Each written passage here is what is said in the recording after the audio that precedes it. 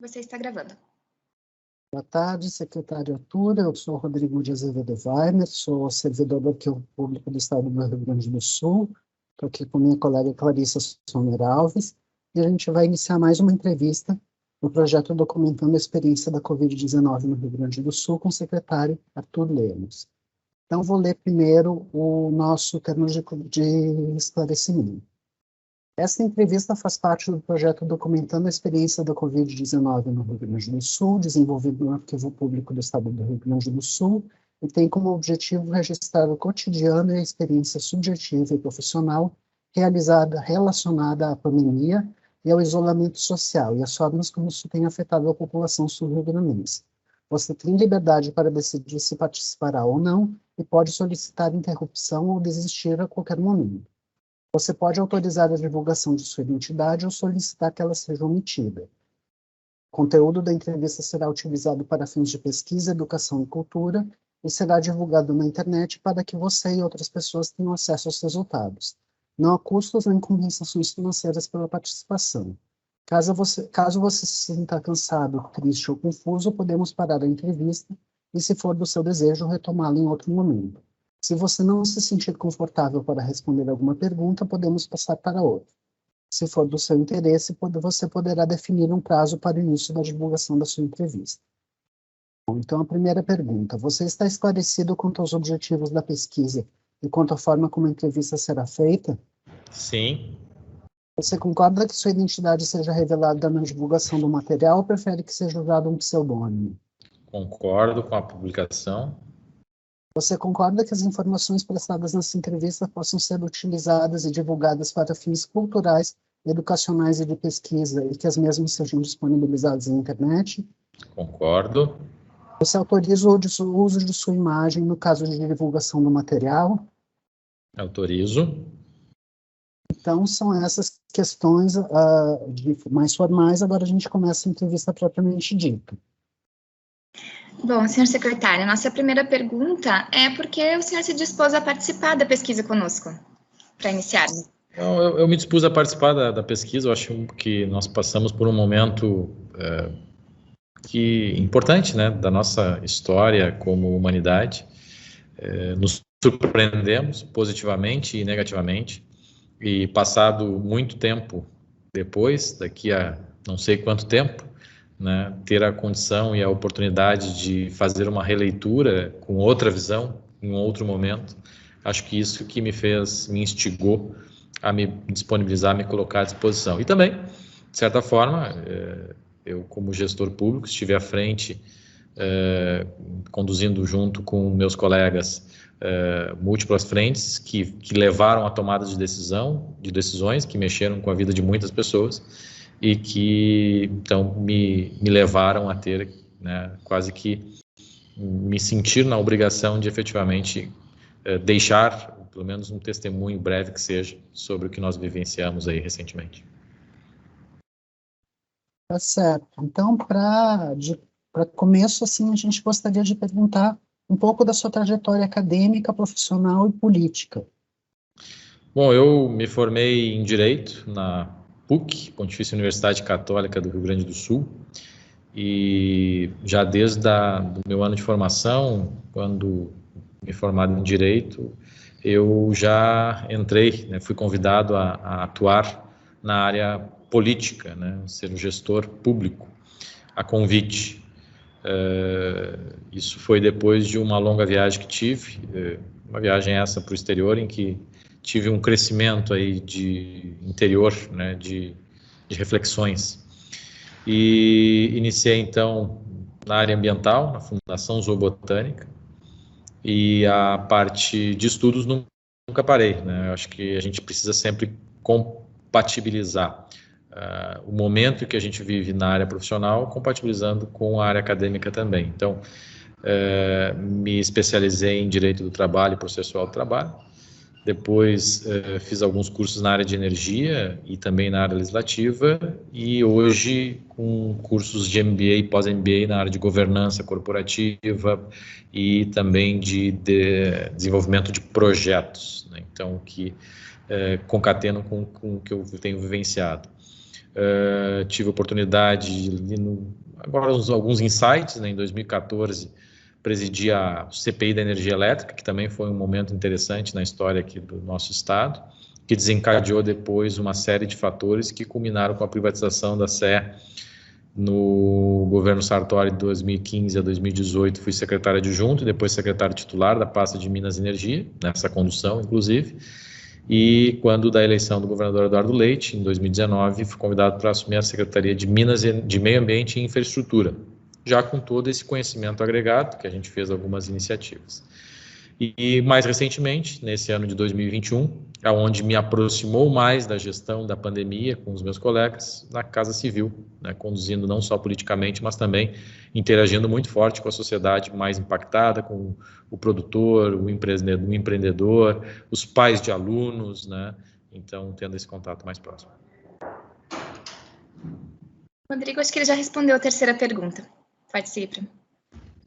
Bom, então a gente queria perguntar quais foram as suas primeiras impressões quando surgiram as notícias sobre o coronavírus na China e a sua difusão na Europa e também a chegada no Brasil e no Rio Grande do Sul.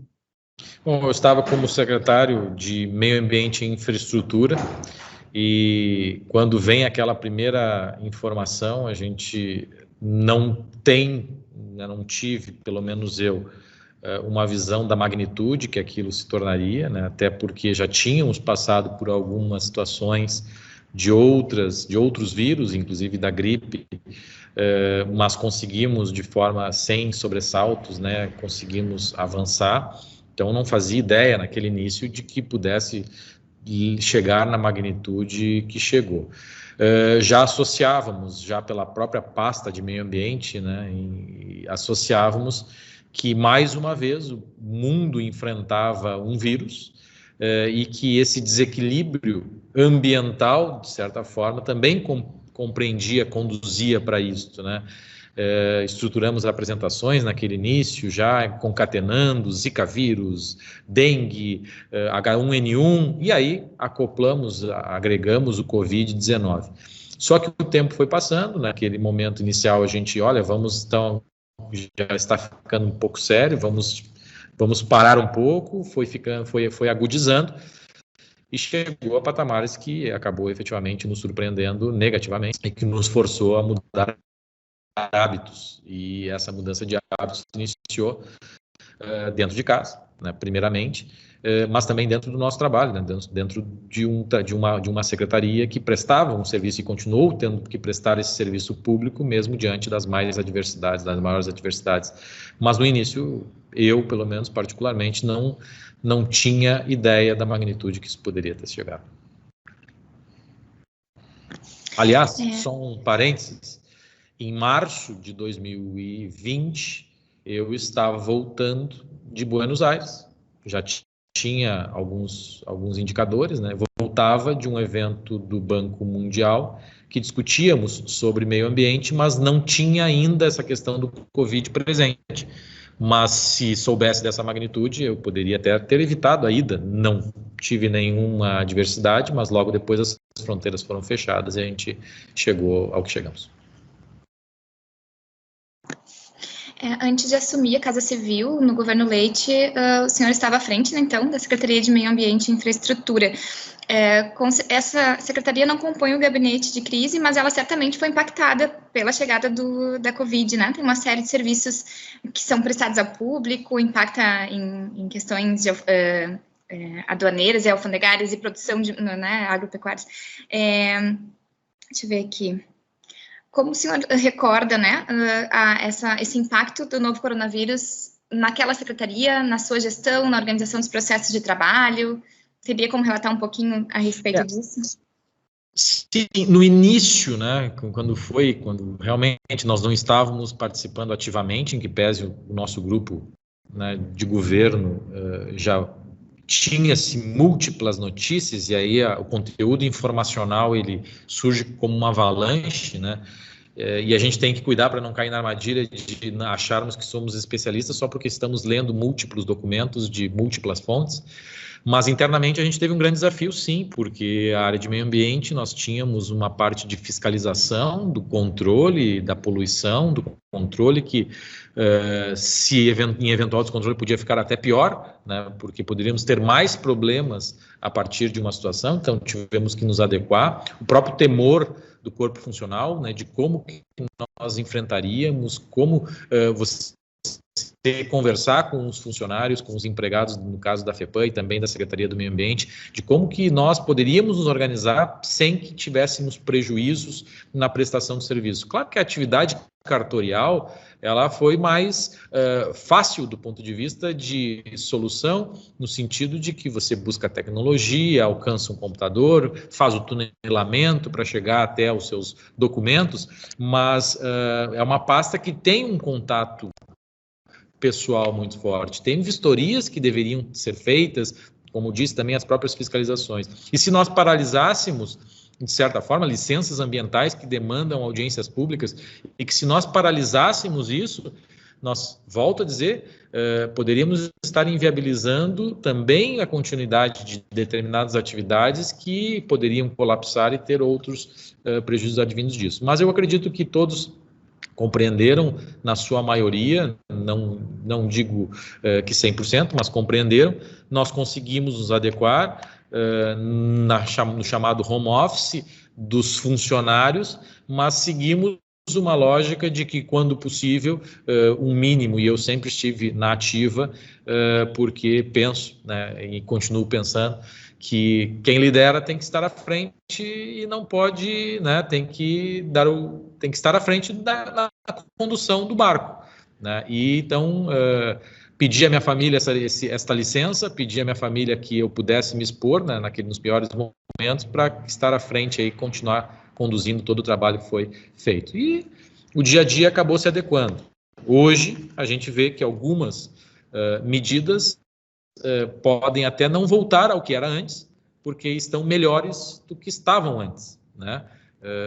Esses são os reflexos e os efeitos que podem ter sido, com certeza surgiram do Covid, mas fizeram a gente acelerar o passo para algumas questões, como, por exemplo, fazer audiências públicas virtualmente, né? Reduzir o número de viagens que, por vezes, e nos aproximando. Alguns acreditam que a tecnologia nos distanciou, mas, em tese, ela pode ter nos aproximado mais, né? Porque a gente passou a ter também essa capacidade, essa condição de nos adaptar à tecnologia. Claro que ela existia, estava à disposição, mas a gente não usava porque não era algo que a gente estava efetivamente familiarizado. A próxima pergunta é: como foi seu acolhimento no gabinete de crise, já que o senhor chegou no momento crítico do impacto da pandemia no Rio Grande do Sul, e quais foram as principais ações tomadas naquele momento? Justamente, eu assumi como secretário-chefe da Casa Civil em fevereiro, mas já antes eu participava do gabinete de crise, né? Tinha uma transição que nós tínhamos que fazer, mas ali no mês de dezembro já comecei a participar das reuniões. Pessoal, a equipe é 100%, claro que acabei me inteirando e acabei me familiarizando dos bastidores, porque eu acompanhava os relatórios, né, diariamente, os relatórios os gráficos, relatórios que eram registrados. Eu estava no grupo da sociedade como um todo, né, os representantes das categorias e que estavam, então, nesses grupos também tramitavam esses documentos, então já acompanhava, mas pude, quando no gabinete de crise, passar a ver e acompanhar e participar dos bastidores, né, na construção daqueles instrumentos, da remodelação ou de uma nova visão daquilo que estava surgindo. Claro que os dados são dados, a gente não muda os dados e os indicadores, mas por vezes sugestões, iniciativas, ou até mesmo olhar por um outro prisma nos abriu um leque de opções que podiam, naquele momento, estar mitigando. A gente sempre esteve, desde que eu estive no gabinete de crise, e no pior momento que nós passamos depois, que foi no mês de março, um momento muito tenso, porque, em que pese eu não estivesse desde o início, naquele momento a população já estava estressada, já estava cansada, já não tinha perspectiva do que seria no futuro, porque não tínhamos vacina e não via-se um fim naquilo que estávamos passando. E então ter a capacidade, a condição de ter participado daquele momento, de ainda tirar um pouco mais da nossa sociedade no cumprimento das regras, em aceitar alguns distanciamentos que por vezes até prejudicavam o ir e vir em algumas determinadas condições, com a redução de uso da capacidade, por exemplo, do transporte coletivo. Então você tinha uma redução de capacidade, que era essa a nossa intenção. Mas isso estressava muito o relacionamento, e principalmente o setor produtivo, o empreendedorismo, e nós trabalhamos incessantemente, pelo menos através da Casa Civil, já não somente pelo gabinete de crise, mas a Casa Civil passou a ser um canal de receber todas essas pessoas para mostrar que estávamos sensíveis, que estávamos os escutando, mas que nós tínhamos uma margem muito pequena, né, de atendê-los, e sempre buscando um pouco mais de compreensão. Por graça, hoje, 5 de agosto, não estamos ainda já solucionados, mas estamos muito melhores, né, com a vacinação, estamos muito melhores do que estávamos, já temos perspectiva de melhor, em que pese tenham aí ainda notícias que possam não ser das mais favoráveis, como as variantes, mas pelo menos a gente está muito diferente do que esteve, né, nesse início desse ano de 2021. Tive o nascimento de uma filha em dezembro de 2020, eu acreditei que ela nasceria porque estava programado para 2021 e brincava, pelo menos ela nasceria num ano em que nós não teríamos tantos problemas. Mordi a língua 2 vezes, porque minha filha nasceu em dezembro de 2020 e 2021 acabou tendo obstáculos e desafios muito maiores também que 2020. Sim, imagino que deve ter sido bastante, uma experiência pessoal bastante tensa de ter toda a gravidez, né, nesse contexto de pandemia, isolamento, mas parabenizo pela chegada dela. É algo interessante, só um parênteses nesse caso é interessante, porque estávamos minha esposa e eu já um pouco escolados, porque esse é o segundo filho, né, uma filha, mas o primeiro, ela ficou grávida no pior auge da crise da Zika. Então, também tínhamos já tido uma experiência de algo que era desconhecido, como que a gente vai se proteger, ok, passa repelente e tudo mais, e nesse caso também, então, a gente acabou fazendo aí um isolamento mais rigoroso, porque tínhamos essa condição, e lastimos porque nem todos tiveram esta condição. É isso que, como nós, gestores públicos, tínhamos que estar abertos a escutar e ver todas as frentes. Não somente o empreendedor ou a iniciativa que estava perdendo a parte de sua renda, mas também ter sensibilidade com os médicos, os enfermeiros que estavam na linha de frente, extenuados. Então, essa composição e essa sensibilidade a gente não pôde perder em nenhum momento para a tomada de decisões, contribuir com as tomadas de decisões, né, porque as tomadas de decisões eram do nosso governador Eduardo Leite, junto do Comitê de Crise.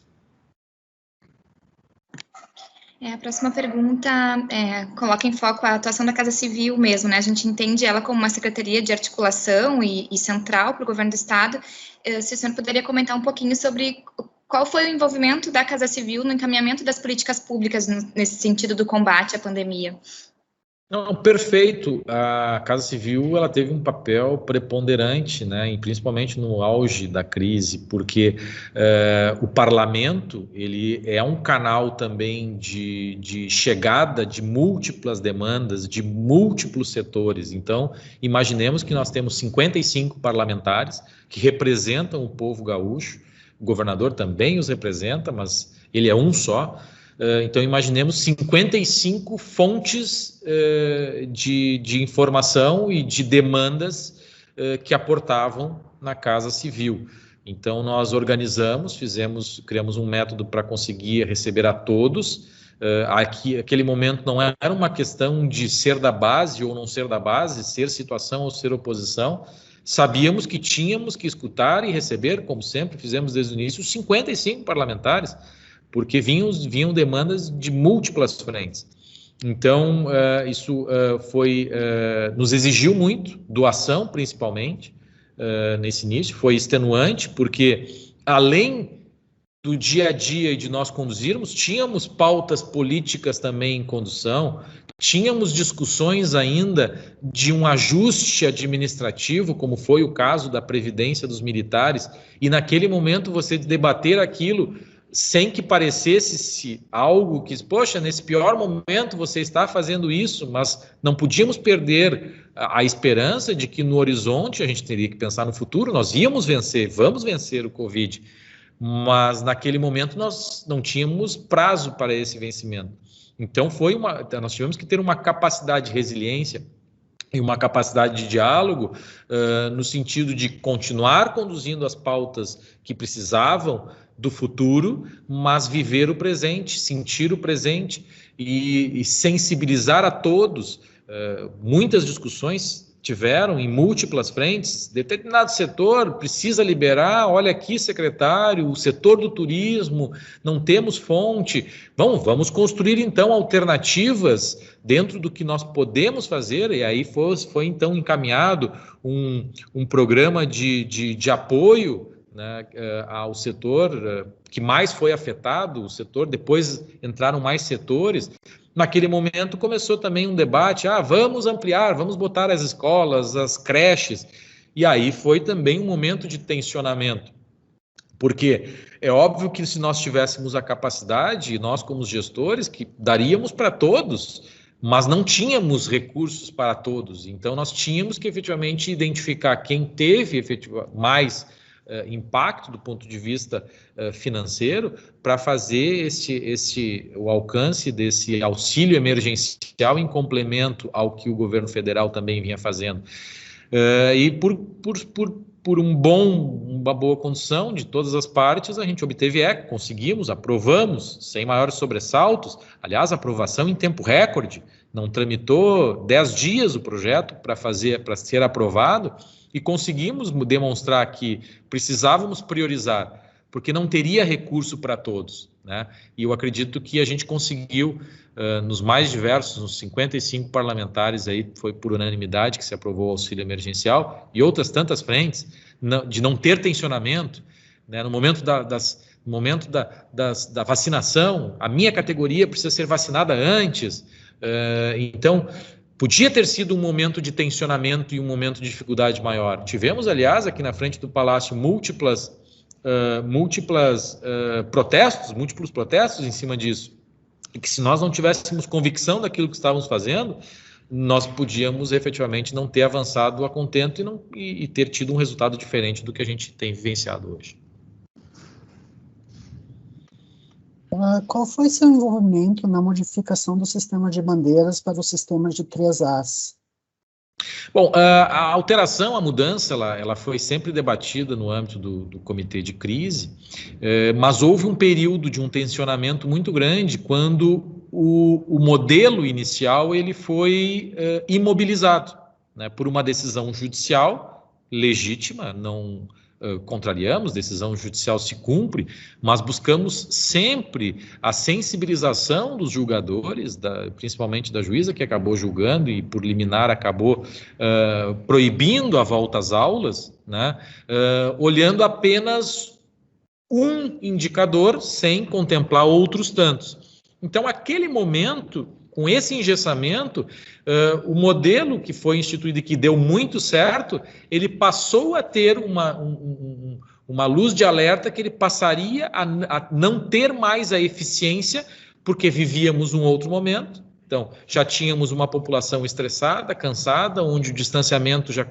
começava a ficar um pouco flácido, né, no sentido do relaxamento, mas mais do que isso, aquele engessamento não cumpria aquilo que a gente acreditava, e ele podia ser desacreditado, e ao ser desacreditado, aí nós não teríamos mais a capacidade e a condição de conduzir, né? Então, o governador acertadamente reúne a equipe e diz, olha, vamos repensar, e aí a Casa Civil trouxe todo o conteúdo que recebemos, as experiências que nós vivenciamos naquele período, e que os municípios queriam ser partícipes daquilo, queriam participar das tomadas de decisões. Perfeito? Então, o que o governador faz? Então, teve-se uma eleição que foi já no período de pandemia, os prefeitos sabiam o que era, então não foram pegos de surpresa, como o nosso governo.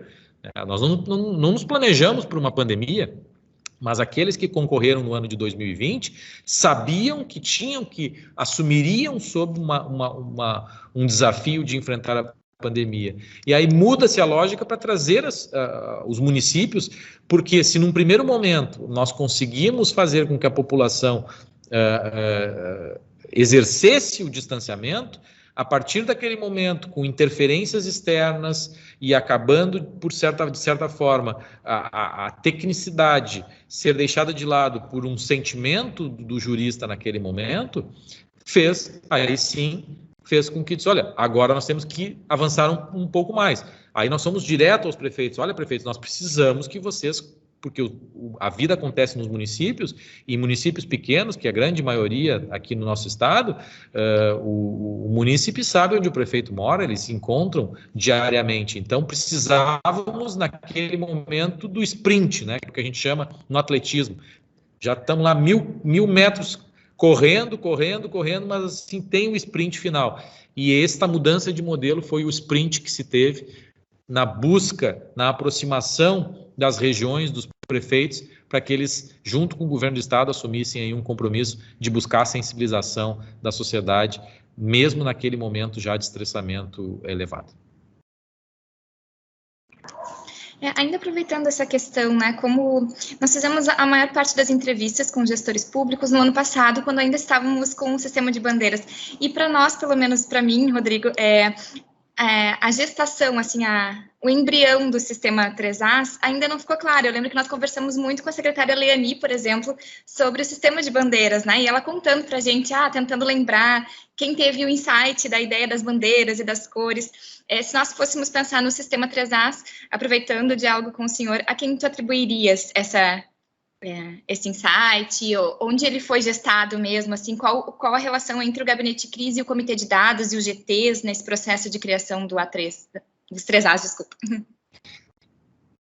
Olha, não é por sorte, mas é realmente o que aconteceu. Eu atribuo isso ao governador Eduardo Leite. Ele, com a experiência que teve, com as experiências das bandeiras, e que nós não tínhamos problema nenhum com as bandeiras, mas acabou, em alguns momentos, até virando chacota por aqueles que queriam desacreditar o modelo.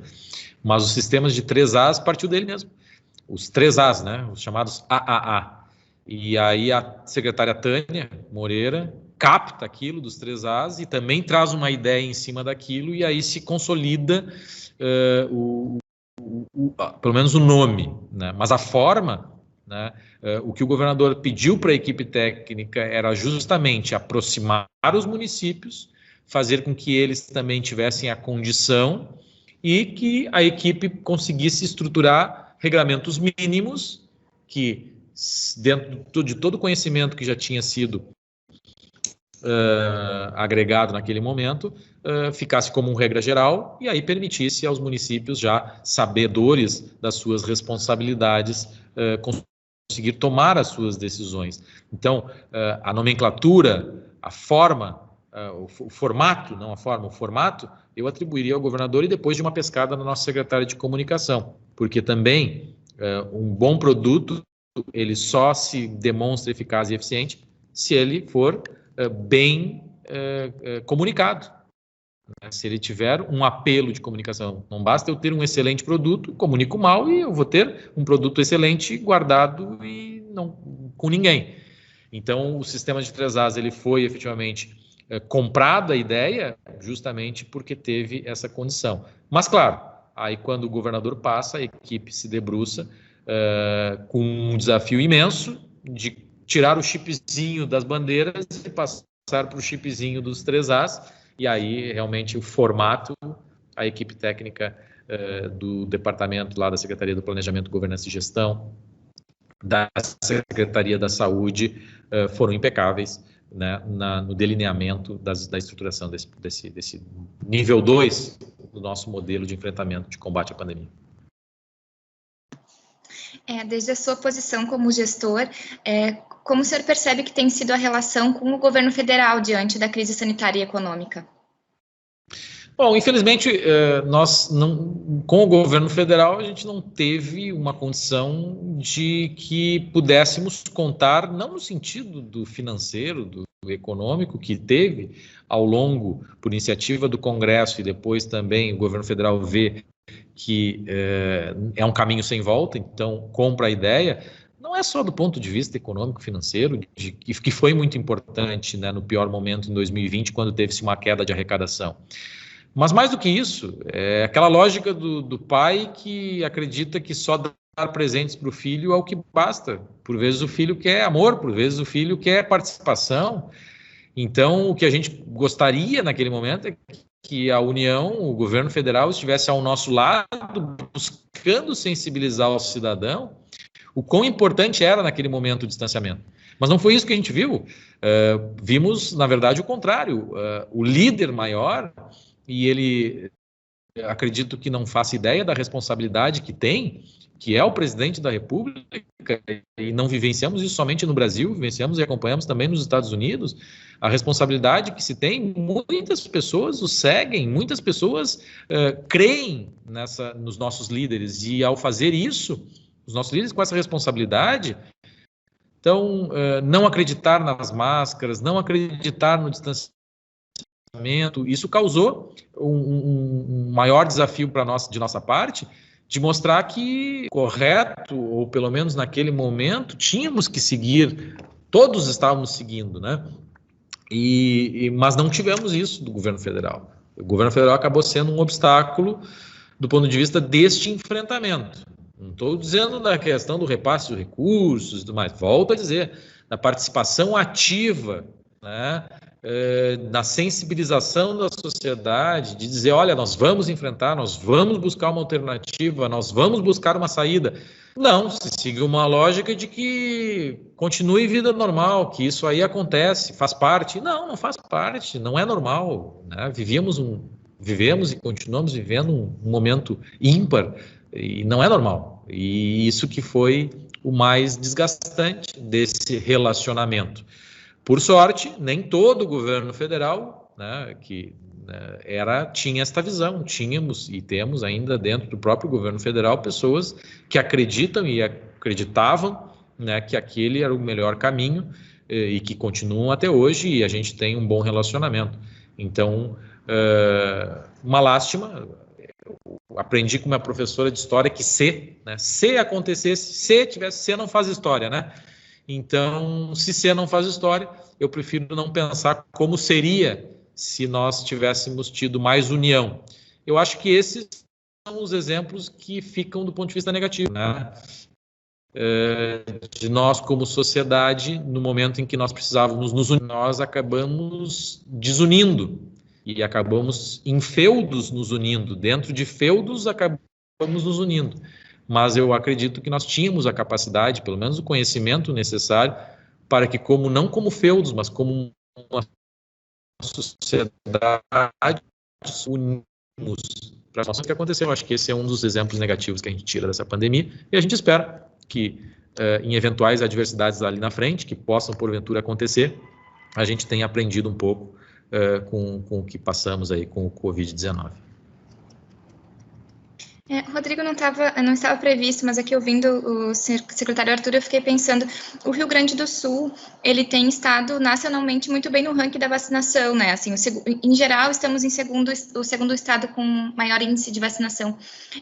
Olhando desde a Casa Civil e esse olhar de articulação, ao que o senhor atribui esse bom andamento, e como têm sido as discussões em torno da esperança da vacina dentro do governo, né, e dentro do gabinete? Eu atribuo esse bom andamento à estruturação do sistema de saúde gaúcho, e que realmente muito bem estruturado nos municípios, no estado, né, porque você recebe de uma fonte as vacinas e você tem que ter uma capacidade logística de distribuir a 497 municípios. E naquele momento, e aí são os exemplos positivos, de soma de esforços, carros, aviões, helicópteros distribuindo vacinas em todos os municípios para que a gente acelerasse naquele primeiro momento e depois só foi dado continuidade. Então, essa capacidade do Estado na questão da logística foi essencial, e da articulação e da estruturação do método. E nos municípios, claro, nos postos, né, que muito bem consolidados, tiveram e obtiveram eco junto à população, que foram se vacinar, partindo dos idosos e agora aos mais jovens, e que foram se vacinar. Diferente do que, infelizmente, a gente vê como está sendo agora nos Estados Unidos, onde o presidente precisa vir a público pedir para que as pessoas se vacinem, porque baixou o índice de vacinação. A gente não vê o que está acontecendo nos Estados Unidos naquela magnitude, mas a gente sempre continua com um apelo, né, para que as pessoas se vacinem, acreditem na vacina.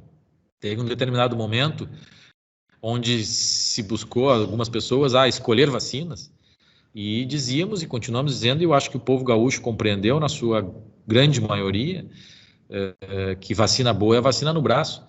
Então, independente de qual que seja. Então, acho que eu atribuo primeiro a essa estruturação, né, do sistema de saúde do Estado junto com os municípios, mas também atribuo ao comprometimento do povo gaúcho que buscou a vacinação nesse sentido. Poderíamos estar diferentes, claro, melhores, se também não tivéssemos tido a dificuldade que tivemos, né, em chegar essas vacinas aqui no nosso país. Secretário, já encaminhando para o fim da entrevista, pensando nesse depoimento como um documento que vai ser registrado para o futuro e que vai ser consultado por outras pessoas, tem alguma coisa que você gostaria de deixar registrado, que a gente não tenha perguntado, mas que o senhor considera importante? Eu posso repetir, mas como fala final, acho que eu preciso deixar registrado. Quantas pessoas vão assistir, não sei em que tempo, em que século, né? Mas que tenham compreensão que a lógica mundial, o planeta Terra é um só, e não adianta nós acreditarmos que nos fecharmos numa nação é suficiente, porque no mundo globalizado em que vivemos e que dependemos uns dos outros, nós temos que ter uma capacidade muito maior de compreensão, respeito às culturas diferentes, né? Eu acho que esse é o principal que nós vivenciamos hoje. Também de nada adianta eu ter um excelente sistema de saúde se as doenças virão do outro lado do mundo, onde o sistema não é tão adequado assim.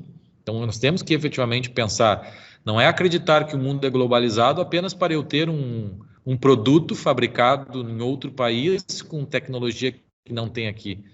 Nós temos que globalizar o mundo na assistência, temos que globalizar o mundo na saúde, temos que globalizar o mundo no meio ambiente, que também discutimos principalmente nesse momento, né, por tudo que estamos enfrentando. E mais do que isso, e aqui que eu acho que me torna repetitivo, mais do que isso, união de esforços.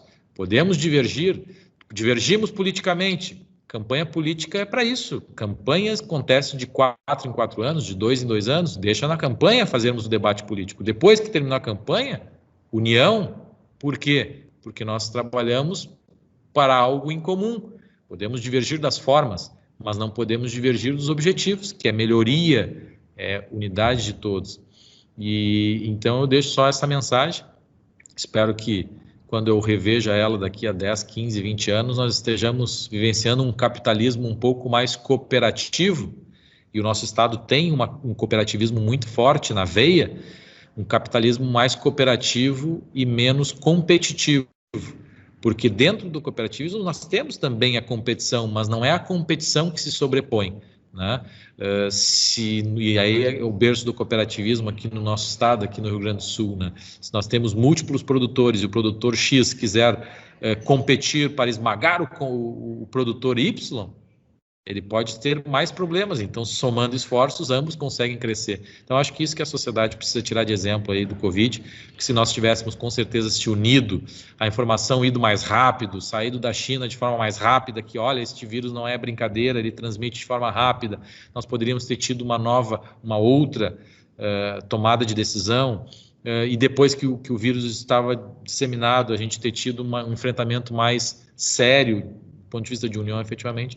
Pode ser, né, que tivesse outro resultado, mas volto a dizer, não quero pensar que pudesse ter tido outro resultado. A gente vive o que a gente construiu e é o momento que estamos vendo é esse.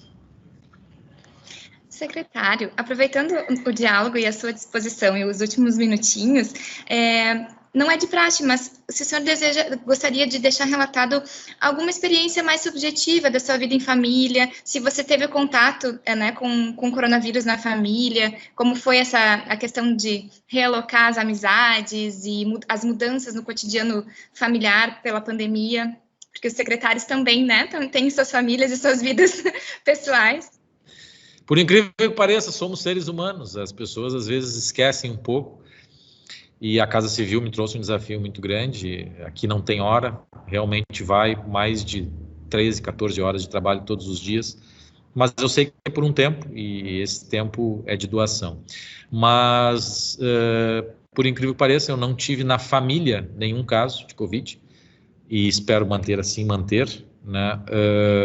Minha esposa, meus filhos, minha sogra, os pais da minha sogra, meu pai, minha mãe, minha irmã, nenhum desses tiveram Covid, e agora todos vacinados, todos imunizados, sabendo que também podem ainda pegar e transmitir, então a gente mantém, né, não agora o distanciamento em família, mas muito mais o cuidado com a nossa higienização, que por vezes a gente podia esquecer, né?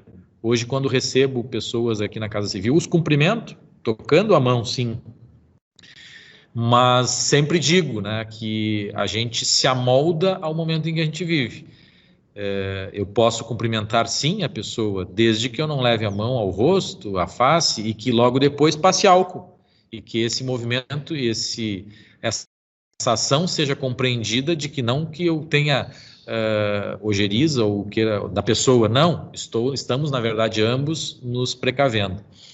E aí, no momento auge, claro, minha família ficou mais, e a gente delimitou, né, deliberou que eu seria o que me exporia ao mundo, né, de busca no supermercado, de compras, então optamos por reduzir e canalizar em poucas pessoas. Tive 2 oportunidades, sim, em que tive contato com pessoas que tiveram Covid, uma delas com o governador, e outra com também o presidente da Corsã.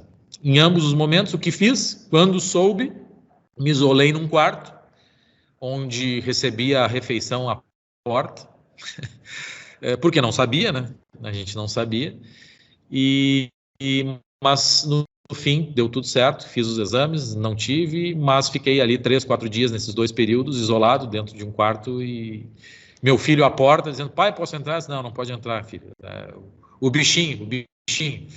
Então, não tive, graças a Deus, e espero assim manter, mas não sei porquê.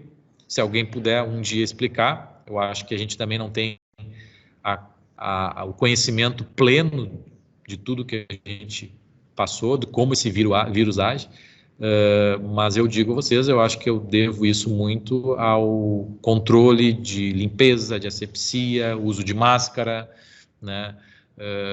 Não abraços, aí sim, esses eu ainda evito, né? Claro que não com a minha esposa, né? Mas com o pessoal que me visita aqui na Casa Civil. A última questão, Arthur, é se você deseja estabelecer um prazo mínimo para tornar público o depoimento, ou se nós podemos divulgá-lo assim que for possível fazer a descrição técnica. Pode divulgar assim que for possível, não tem problema algum. Então, acho que é isso, né, Rodrigo? É isso, sim, muito obrigado. Foi uma ótima entrevista. Obrigada pela tua disponibilidade, pelo teu tempo, ficamos à disposição.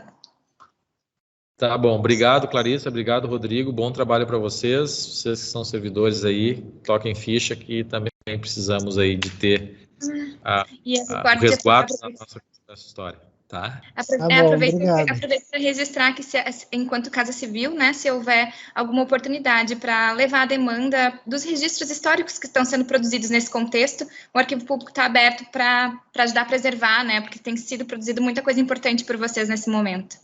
Excelente. Muito obrigado, viu? Bom trabalho. Bom trabalho. Tchau, tchau.